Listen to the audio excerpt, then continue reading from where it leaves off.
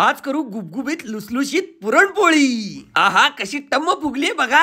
हरभऱ्याची डाळ स्वच्छ धुवून घ्यायची, त्यानंतर ती कुकरच्या भांड्यामध्ये टाकायची, त्यामध्ये थोडंसं तेल आणि हळद टाकायची। 4 ते 5 शिट्ट्या झाल्यावर एका पातेल्यामध्ये काढून घ्यायचं आणि त्यानंतर सगळं व्यवस्थित गरम करायचं। त्यामध्ये गूळ घालायचा आहे, सेंद्रिय किंवा साधा, बडीशेप पूड आणि वेलची पूड घालायची। असा चमचा उभा राहिला की रेडी झाले म्हणून समजायचं।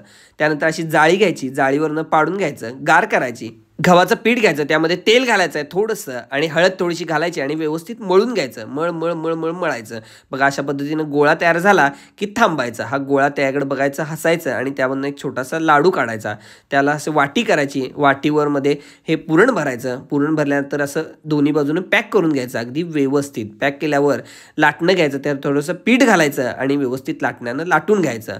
नवीन असाल तर ते थोडंसं अवघड जाईल, प्रॅक्टिस झाल्यावर व्यवस्थित अशी गोल चंद्रासारखी पुरणपोळी तयार होईल।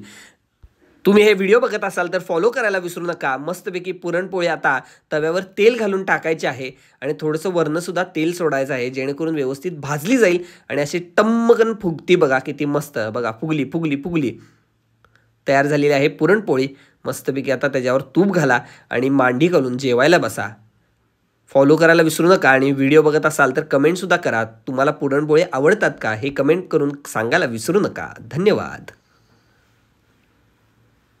आणि कोणत्या रेसिपी बघायला तुम्हाला आवडतील हे कमेंट बॉक्समध्ये कमेंट करा आणि फॉलो करा।